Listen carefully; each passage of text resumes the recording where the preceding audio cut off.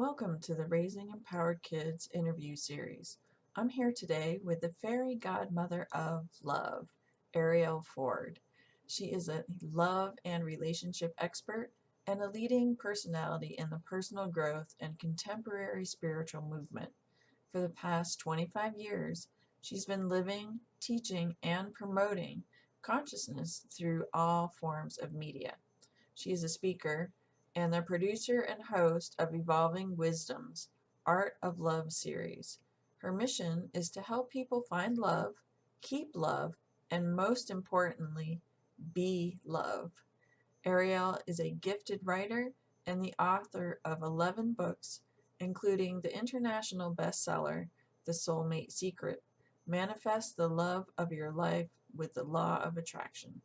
She has been called the fairy godmother of love and lives in La Jolla, California with her husband and soulmate, Brian, and their feline friends. Welcome, Ariel. I'm so happy to have you here today. Thank you so much Uh, for being with us. Thank you. I can't wait to talk to you. So, can you tell us a little bit about how you became the fairy godmother of love? Uh, well, it wasn't an intentional decision. I didn't wake up one morning and say, "Oh, I think I need to be a love expert." It was a process, and it started more than 20 years ago when I woke up one morning at the age of 43 with this, horrifying thought, which was essentially, "Oh my God, I forgot to get married." And I started thinking about, like, how in the world did that happen? And I realized that I was putting all my time and energy into building my business. And I had been using a lot of law of attraction and manifestation techniques to build it, and it was working really, really well. So I decided to see if all the prayers and processes and rituals that I had used would work on manifesting a soulmate. And it did. It totally worked. And within 6 months, I met this amazing guy. And we knew the day that we met that we were supposed to be together. 3 weeks later, we got engaged. A year after that, we had 3 weddings. And that was more than 20 years ago. Wow. But soon after, what happened was I also discovered that manifesting and marrying your soulmate is great, but that I was severely lacking in partnership skills. My number one skill was being the boss, which doesn't really work so well when you're married to sort of a macho guy. Yeah, right. So I decided to become a student of love and really study what does work and what doesn't work, because I didn't really have any role models for, how to have a great relationship. And I ended up doing over 200 hours of interviews with the world's leading love, relationship, and marriage experts. And every time I would learn something new, I would road test it in my own marriage, and was always happy to discover that a lot of this stuff really works. So that's sort of the short version of how I got here today, because eventually there were, everybody who knew me said, "Oh, I need a book, I need a workshop, teach me how to do this." And it just evolved into this. Wow, that's amazing. Cool. So, what is love exactly? Well, that was sort of one of the crazy things I discovered, because like most people, I thought love was a feeling.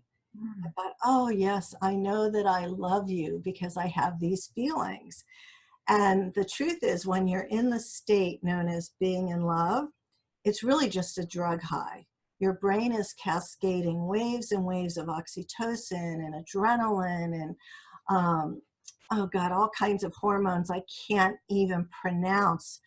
There's some really good ones in there, but I can't think of them at the moment. And it lasts for like 6 months to 3 years. Okay. And then the drug high goes away, and you're left with a real flawed human being that you've now committed the rest of your life to. So the truth is, there are some really nice, fun feelings to love, but they come and they go. And just because you're not having the feelings doesn't mean that you don't love somebody. Because at the end of the day, love is a behavior. Okay. Okay, it's a behavior, it's a practice, it's a decision, it's a choice, it's a way of being, it's an action.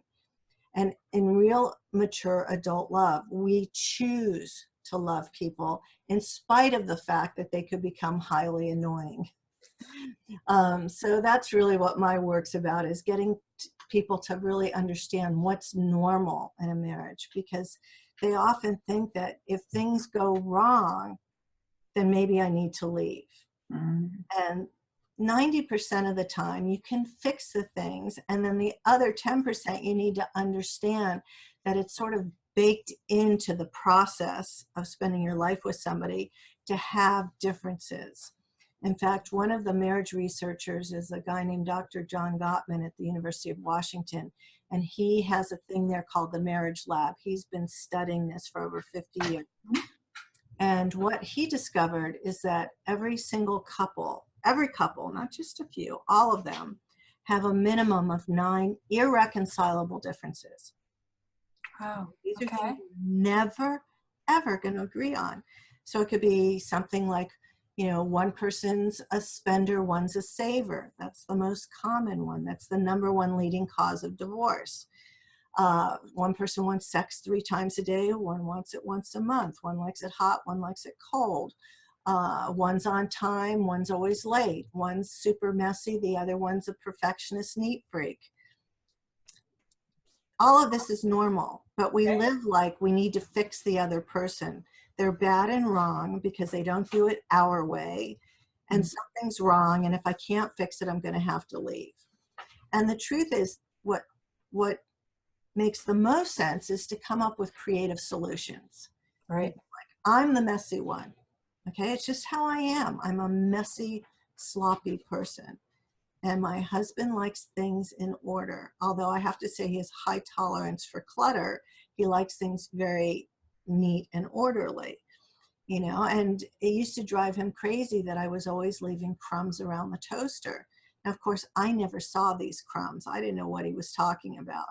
And he woke up one day and he decided, you know what? He goes, since I'm the one that's bothered by the crumbs, I'm just going to spend the rest of my life cleaning up after you. It's better than fighting over something that you can't change. Right. Now the only time you don't want to listen to me is if you're in a relationship where there's really bad behavior, abuse, or addiction. Mm-hmm. I don't have any advice for you except to go find a professional couples therapist. Okay, that needs real professional counseling. But for almost any other place in your life where you're being annoyed and it's not going to change, if you learn how to communicate clearly and you can make up a new story about what they're doing and have some fun with it, you can survive it. Cool. So can you give us some tips on what clear communication might look like, or some examples? Yeah. So there's 2 parts to that. I'm going to tell you 1 and 2 quickly because I may forget 2. You'll need to remind me. So the first part is the how, when, and where you have the conversation. And the second part is the ingredient of the ingredients of it. So what you want to do, particularly with men, because their brains are wired much differently than ours, is you don't want to just throw something at them. You don't want them walking in the door and then you're suddenly carrying on about something. You want to very kindly, nicely, in a sweet tone of voice, with a lot of respect, say, hey, I have a little problem I need your help with. When do you have 10 minutes to talk to me? And it's really important to put the 10 minutes in there so they know that this isn't going to be some long killer conversation, Right. And that's all you ask them. And then they'll probably say, well, tell me now. And you can say, no, let's just do this when you really have time. Let me know sometime today or tomorrow you have 10 minutes. And then you want to have the conversation someplace that's really comfortable where nobody will be distracted. So you might want to go for a walk around the block or sit out in the backyard or just get away from the TV and the devices. Right. Get out in some fresh air. If you're sitting somewhere, you may want to sit side by side as opposed to actually, face to face. Sometimes it's a little easier that way. So it's really important to have that piece set up for it so that it's not intimidating or threatening or is going to escalate. And you want to know in advance the one thing you want to talk about. You're not going to handle more than one thing at a time, okay? It's just unfair. You're not going to throw 10 years worth of grievances at them. What's the one thing you want to handle today? Mm-hmm. Then when you do sit down, you start the conversation with, up to 5 different acknowledgments, really thank them, wow, I just need to first really thank you for how hard you've been working. I know you've been, doing extra shifts and extra hours to take care of the family. and I'm really so proud to be your wife. And you're such a great dad. I saw what you did last week with little Susie, helping her with baseball practice. You know, you couldn't be a better dad. And, you know, and just think of a few acknowledgments to start with. And then you just want to say, here's what my problem is. Lately I've been really having an issue with ABC, whatever it is, you know. Let's say, I don't know, give me something from your life that you might be having a problem with. Yeah, just keeping the kitchen clean or something like that. Okay, so you know that I'm just a little crazy when it comes to liking the kitchen clean, you know, and the one thing that's really been driving me nuts is A, whatever that A is. And the reason it drives me crazy is you have to give a reason why, you know, because obviously it's not making him crazy for that reason. So maybe the meaning, I'll give you an example from a friend of mine's life. She, you know, her husband was really messy in the kitchen, even though she did most of the cooking. And she really started to try and understand why a messy kitchen was so crazy making for her. And what she realized that she grew up with a mentally ill mother, and her mother had these schizophrenic episodes. So when her mother wasn't in an episode, the kitchen was clean. But when the kitchen started to get really messy, that was a sign that mom was falling apart and losing it. So for her, it triggered a lot of core wounds. And once she was able to share that with her husband, he was more respectful of that and did a better job of keeping the kitchen clean. So whatever the clean kitchen means to you, and it may not be something as deep as mom's going crazy, but Right. there's something in there. You're a secret germaphobe, you know, or you're afraid that your mother's going to show up and judge you and make you feel 5 years old and bad again. Whatever the truth is, Right. share that. And you can say, listen, I'm really afraid to share this with you because I feel like it's going to make me look stupid or wimpy or whatever. But here's the reason why I need the kitchen clean, you know, and, you know, I know it's different for you, but if there's any way you'd be willing to do A, not everything, but A, Right. it would really help me out a lot. You know, and he may say, okay, I'll try, or he may say, I'm not sure I can do that. And if he says, I'm not sure I can do that, just say, okay, I'm just going to learn to live with it. Mm-hmm. You know, I mean, because the truth is that a reason not to love him? Right. Right. You know, I still, 20 years later, am leaving crumbs around the toaster, even though I know it drives Brian crazy. But honestly, most of the time I don't see them unless I see the ants. That's what drives him crazy. He can't stand ants. And when there are crumbs, the ants come out. Right. Yep. So it's just a communication process, but it's about knowing the when you're going to speak to them, the how. You need to speak in a nice tone of voice. Blaming, shaming, screaming, yelling, carrying on doesn't work. Right. You need to keep it to one item at a time. Does that make sense? Yes, it does. Yeah. And the ingredient part is the one item at a time. The part 2 is the. Oh, that was part 2. Yeah. So, you know, you just want wanting to make sure get that the one thing done, great. And then a few days later, if you have something else, you try something else. But if you try to, you know, give them a list of 7 things you want changed or figured out or done, it's going to be miserable. Now, one of the tricks that I learned from a friend of mine who said that I don't have this problem, but I know people with kids are generally fighting over who's doing what household chores. And the solution she came up with is that you need to each figure out the ones that you don't mind doing, the ones that you're most willing to do, and split those up and come up with, you know, just a day of the week. You know, okay, on Saturday, you're going to do the vacuuming and the laundry, and I'm going to clean the bathrooms and do the ironing or whatever. And then if there's something in there that everybody hates doing, both of you hate grocery shopping, then you go and you either do it online or you hire somebody to do it, you know, but you don't keep fighting over the same thing over and over again. You know, like my husband, Brian, really likes doing laundry. You know, I I don't like it or dislike it. I just do it when it has to be done. But I Right. don't do it at all anymore because he's in charge of laundry. He's in charge of taking out the garbage, Sure. because it's down these stairs and it's too heavy for me and I can't stand the smell of it. So, he doesn't want to cook ever. I've now known him 21 years. I've never seen him actually prepare anything ever in the kitchen. But I learned how to cook and it turns out that I like it. Right. So it's just about coming up with easy, simple, creative solutions as opposed to saying, well, I'm doing everything and being a martyr and then getting passive aggressive about it.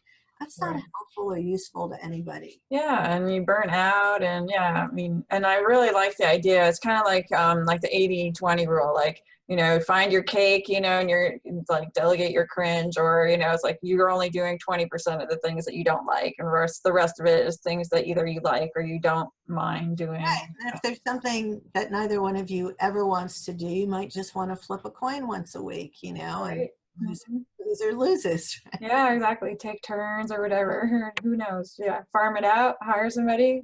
That's always good too. So, are there some secrets like to relationship success, in addition to the communication piece? Because that does sound like it's a really huge piece. It is really, well, the very first most important thing to do is choose wisely. Like before you get married, like really get to know somebody, spend a whole year with them, get to know their friends and their family. If Right. red flags, don't step over them, because it's like the biggest decision you're ever going to make. So choose wisely. And then after that, one of the things Dr. Gottman really recommends is actually acknowledging your partner 5 times every day. Mm. Because what tends to happen with people, particularly women, is women become heat-seeking missiles for what's wrong. And then they want to fix it. And they're always judging and like, oh, you didn't do this and you didn't do that. And what I am saying is completely reverse that. Spend your time looking for what's right and then share that. Everybody wants acknowledgement and wants gratitude and wants to be praised. Appreciation. Yeah, appreciation. And especially with men, if you do it in front of other people, you win like extra karma points for sure. Yes. Uh-huh. If you're out with other people and you're like, oh, you're not going to believe what Jim did the other day. It was so amazing. The washing machine broke and he's not a mechanic, but he just decided to get in there and 30 minutes later it was fixed and working. He's just a genius. Uh-huh. I could feel him just like, the proud, oh, Yes, he's raving about me. works like that. You're a genius. You're my hero. You're so brilliant. Nobody gets tired of hearing that, ever. So true. Yeah. Ever. Yes, this is a little tip I picked up from John Gray, who wrote Men Are From Mars. I remember the day I interviewed him. I was doing the interview with my teaching partner, Claire Zamet, and he was talking about, yes, just keep telling him what a brilliant idea he just had. And she and I are married to like really smart, successful guys, but we started doing it. I was like, that John Gray, God, he is so smart, It's like, and it could be something silly, like, I'll say to Brian, well, let's go out to lunch somewhere, where do you think we should go? And he'll come up with someplace I would have never thought of. It's like, oh my God, that's such a great idea. That is so perfect. It's so brilliant. I would have never thought of that. Let's go. Mm-hmm. He's never said, okay, enough.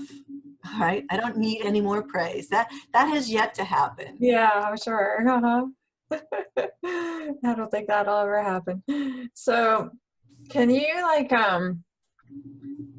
let's reel back, like something you said, choosing wisely. Can you talk about how, finding your soulmate? Because it seems like you have found amazing man. You've attracted, a great guy.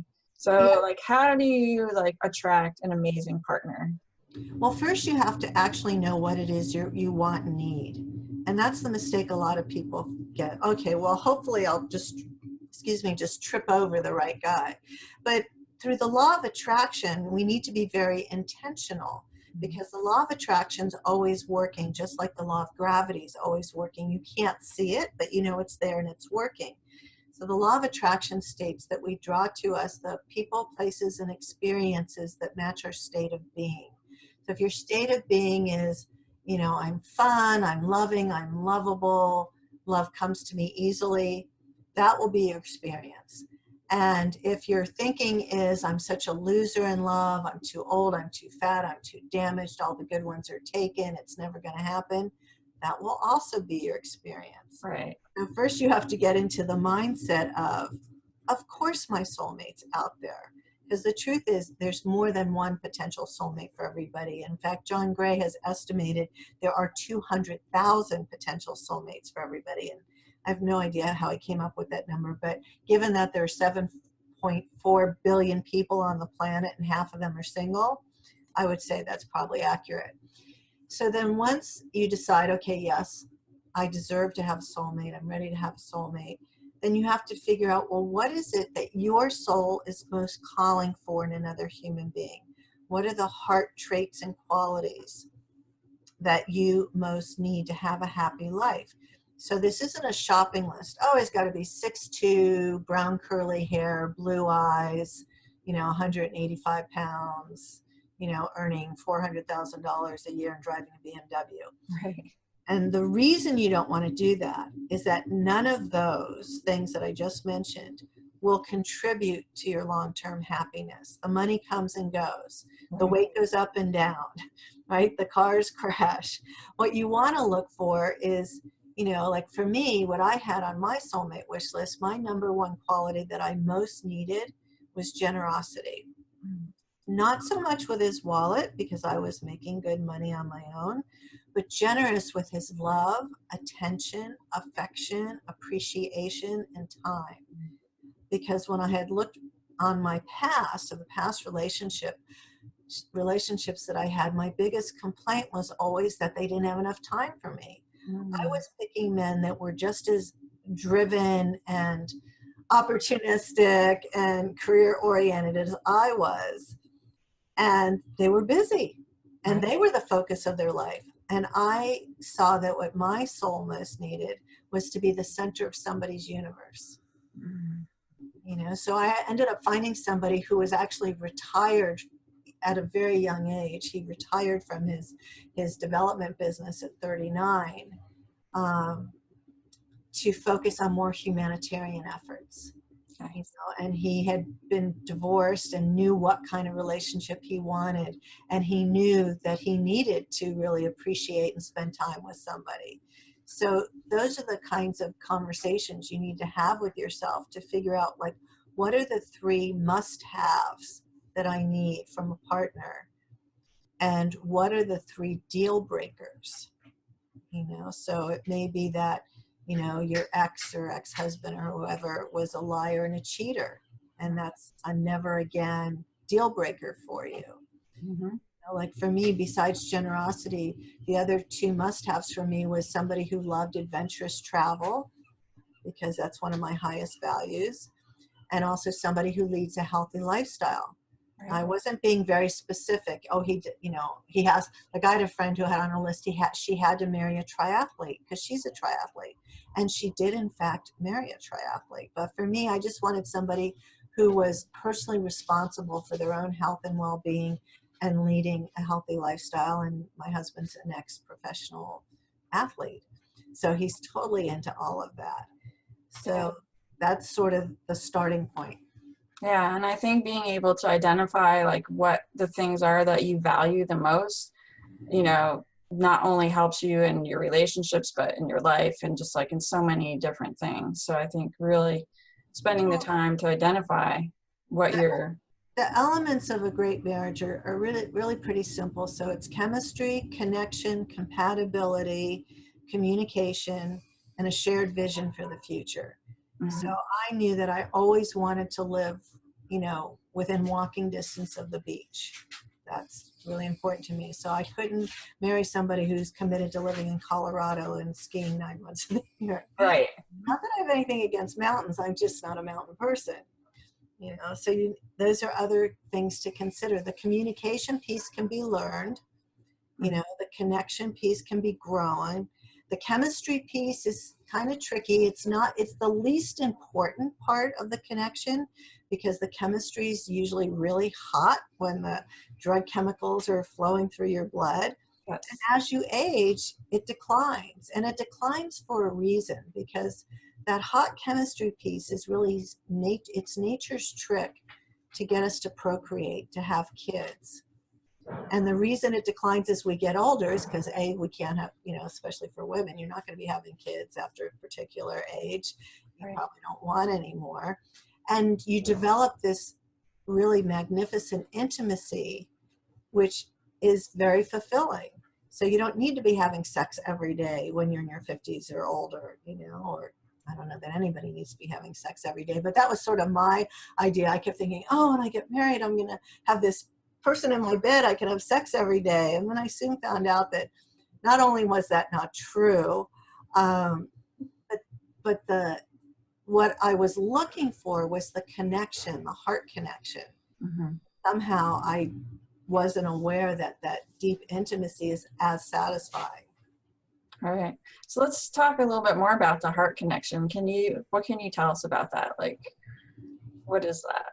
Well, it's really about learning, and not so much learning, but desiring to have somebody else's life matter to you as much as your own. And then what can you do to provide to them what is most needed? So we were raised on the golden rule. And the golden rule is do unto others as you would have them do unto you. Mm-hmm. Which is nice, especially when you're teaching kindergartners how to play nicely with each other. But it's not very effective in adult relationships, because in a true heart-connected relationship, you want to practice what my friend Susan Bratton calls the platinum rule, which is do unto others as they would like to be done unto.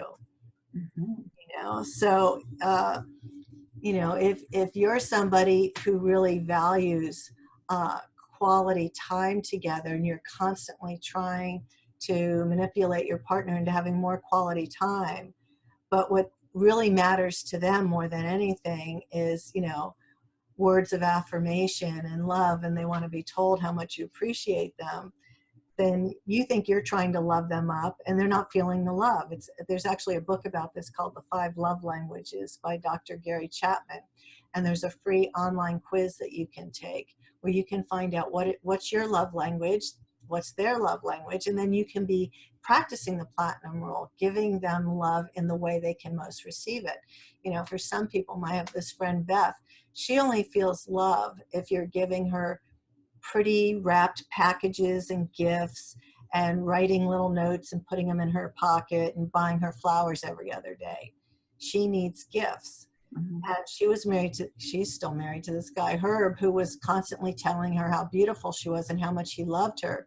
But Beth was always complaining she didn't feel that Herb loved her because she never got any gifts. And it wasn't until she finally said, listen, I know that you love me. I know that you think I'm beautiful, but I want flowers, and I want flowers 3 times a week. And once he got on that program, then she felt loved. Mm.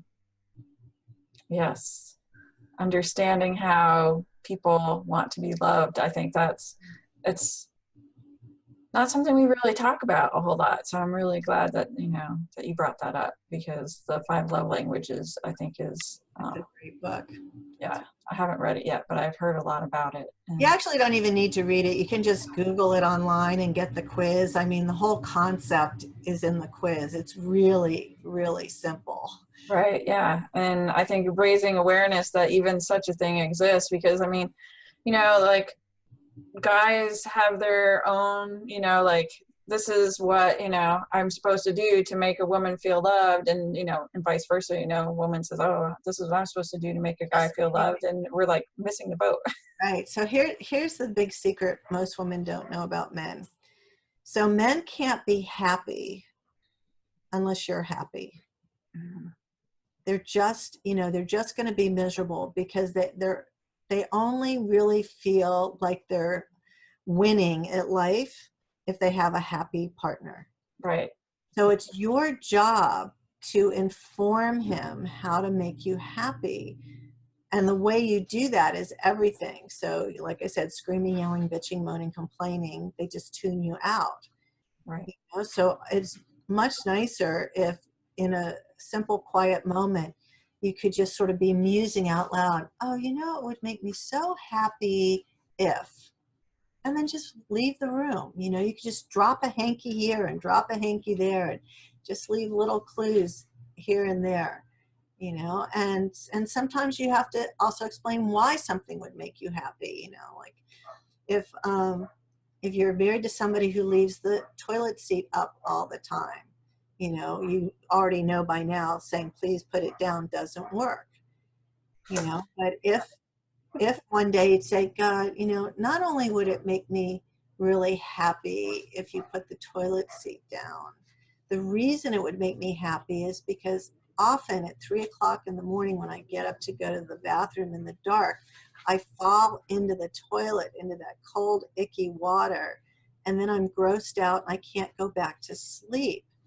So I know it's a pain in the butt for you, but it would really make me happy if I didn't fall in the toilet. Yes. You know, because I need a reason why. Right. Uh-huh. Right? And waiting for them to figure it out isn't a good thing. And if that doesn't work, the Japanese are now making toilets that automatically put the seat down. You know, they're a little bit pricier, but they've come down in recent years, and you know, it might be a good investment. Right. Uh-huh. Well, there's one of those 9 things that we're just never going to Yeah. agree on, and that's how you solve it. You go buy the Japanese toilet. Right. It's just a creative solution, you know. It's like you're no longer making them bad and wrong. Right. You know, it's just an automatic thing. Yeah. And plus the toilet seats heat up also. Oh, wow.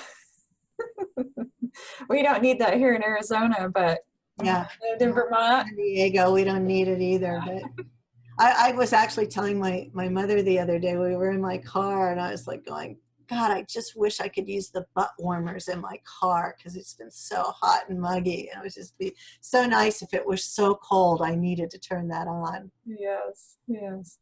So let's say that, you know, somebody's in a relationship currently and, you know, they're maybe dissatisfied and wish they had more of a soulmate kind of connection. Do you have any suggestions to help create that kind of?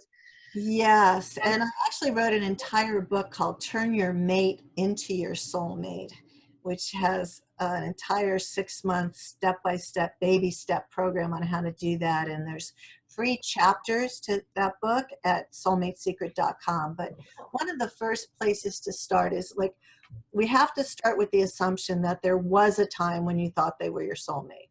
Mhm. Okay, when you were happy with them. Because if you never thought that they were your soulmate, then that's problematic. So Yeah, what are you doing? yeah, right? Like, what did you do? Like, what kind of transactional marriage is this? And Right. then you're going to have to accept that. Mhm. Right? Assuming that there was a time where you really felt connected to this person, and now after years of, you know, frustration, anger, disappointment, life in general has gotten in the way and it's not looking good. The place I like to start is by making a list. So get out a yellow legal pad and start writing down all the things that drew you to them in the first place. Like go back to the early days. What was that you liked, admired, respected? What did you do that was fun? What are some of your greatest memories? And write it all down. And then take that information and compose a really beautiful, gushing love letter to them, incorporating all that material, and then put it in a love you just because card, and then put the card someplace where they're going to find it when you're not around. And that will start an opening to a conversation, you know, plus it will have triggered some really good memories. Mhm. You know, and you can start to talk to them. It's like, you know, what are a few things we could do to get back on track? You know, like we were so good for so long and things are a little bumpy now, but I'm really committed to, you know, seeing if we can restart, re-kick, you know, reignite what we have. On the other spectrum of that, once you've done that, there's a really fast, funny, crazy way to trick your brain into releasing some of those hormones of being in love. And that is to go and do something together that you both consider life-threatening. Mm. So it could be jumping out of an airplane, bungee jumping, white water river rafting level 5, roller coasters, scary movies. But it has to be something that you're both afraid to do, but willing to do together. Okay. And when you go and you do this, what happens when you have this shared adrenaline rush, it kickstarts all of those feelings because you've now survived and faced death together. So Mm-hmm. after you do this, book a hotel room for the way home because it really does work. And in fact, you have to be careful who you do this with. So if you're single and you've just met somebody, you don't want to go bungee jumping on the first date because by releasing all that oxytocin in both your brains, you will bond prematurely. Mm-hmm. This actually happened to Christy Brinkley. She had, after she and Billy Joel divorced, she was had just started dating this guy named Rick Taubman, who was a real estate developer. And on one of their, like within 3 weeks, they went helicopter skiing together in Aspen. And the helicopter crashed, but they both survived. Mm-hmm. And they got married 2 weeks later. And they were divorced 6 months later. Yeah. They weren't right for each other, but that shared experience bonded them chemically in their brains. Right. You want to be careful who you do that with. Yeah, and I'm sure like a lot of well, I won't say a lot, but people who've been in those kinds of life-threatening situations have bonded with people and gotten married. I've heard other stories. Yeah, and sometimes it works and sometimes it doesn't. But it's really about, taking baby steps and trying to, remember and relive what worked, looking to see, what you want to change. One of the things I suggest couples do is to create a joint bucket list. Mm-hmm. Like, what are things that we want to do before we die that we want to do together? And start having some shared goals, because it's really easy, particularly people with kids, to get caught up in, 2-career household, lots of kids schedules, nobody's taking care of the relationship. Date nights are unheard of. Right.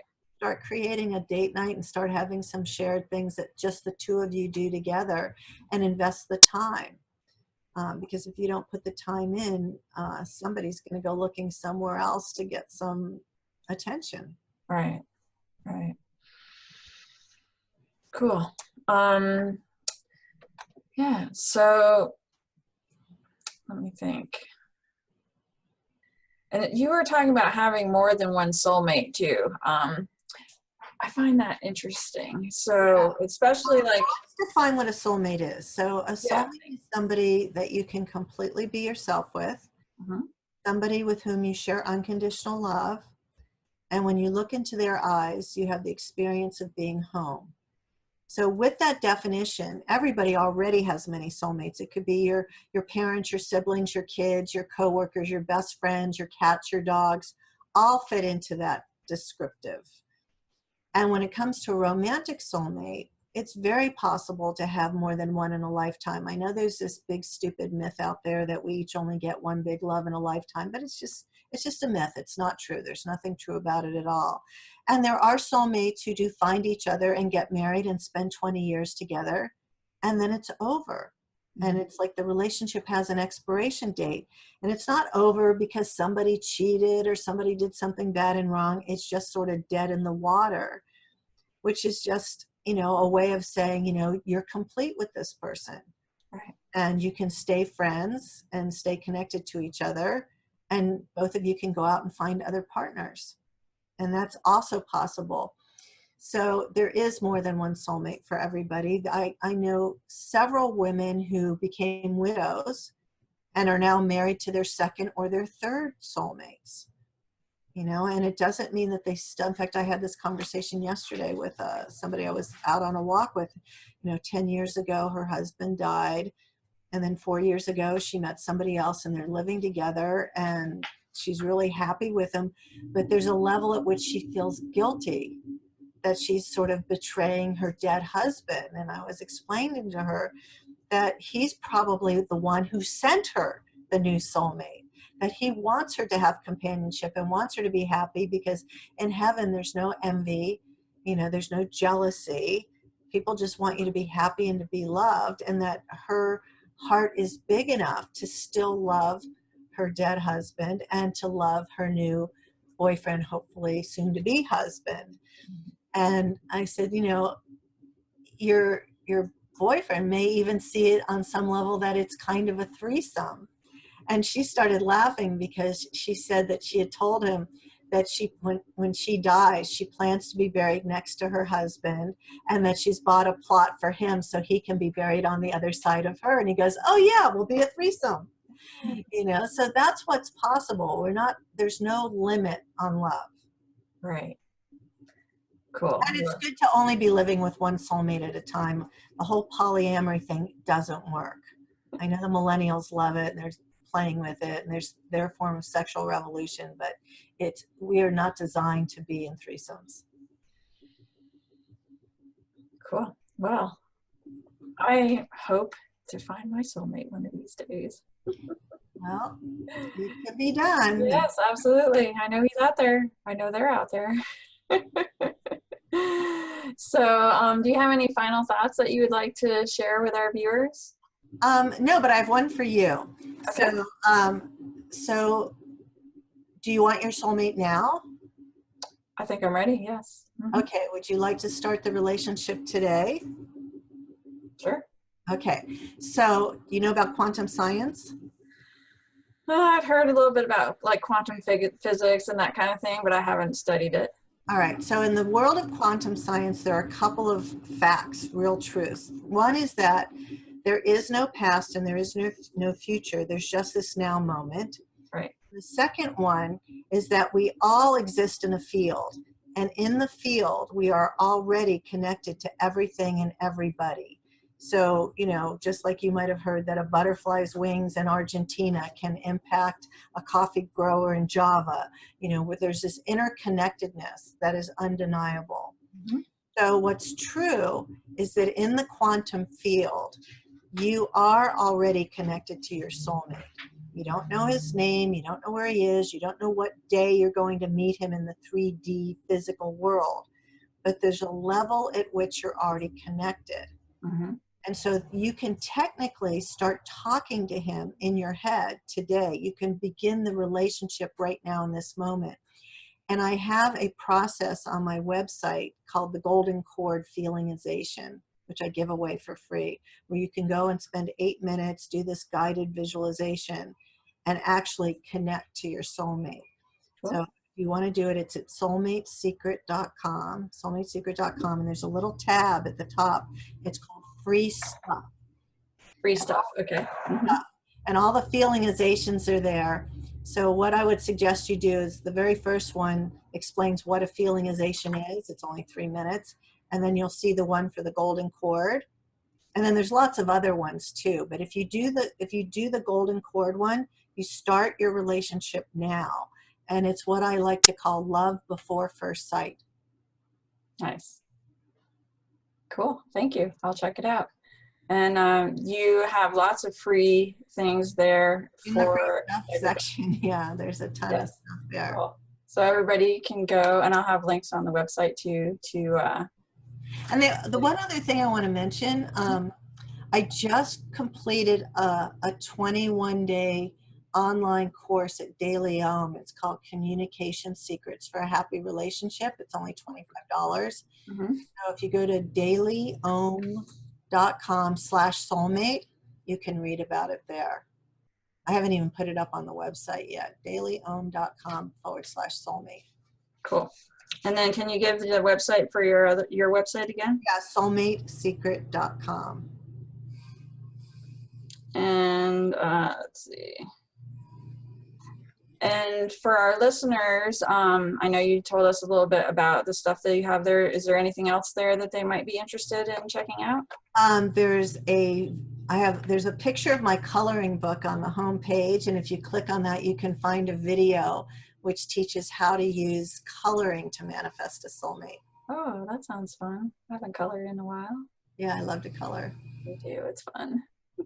Well, thank you so much. I really appreciate your time, and you're sharing your wisdom with us here today. All right. And Thank you so much. I want to thank you for joining us today. Coming up tomorrow, we have a really special conversation. I'm so excited to bring to you Karis Denizen, who is well known for her work with boys. And she's got a couple of TED Talks, which are just, they're so powerful. So I'm really excited to have her here with us tomorrow. And she brought one of her facilitators with her. So we'll hear from one of the boys that she's worked with. And I think you're going to find this just a really fascinating conversation. Her, one of the things that she raises awareness about is the crisis that our boys are in today and how we can radically love our boys and give them the space to grow into the men that we would like to see them become. So that's a really amazing conversation that I know that you're going to enjoy. And what did you think about today's conversations? They were amazing. The information that Catherine shared, there was like drinking from the fire hose. I know that you're going to want to sit down and take notes and go back and listen to these again. And also, Christian's interview was really powerful. He shared some very potent tools with us. And when you upgrade, you'll get access to his Instant Miracle Abundance program, which, these are just amazing tools for both you and your children. So I encourage you to take advantage of this. That program is usually like $500.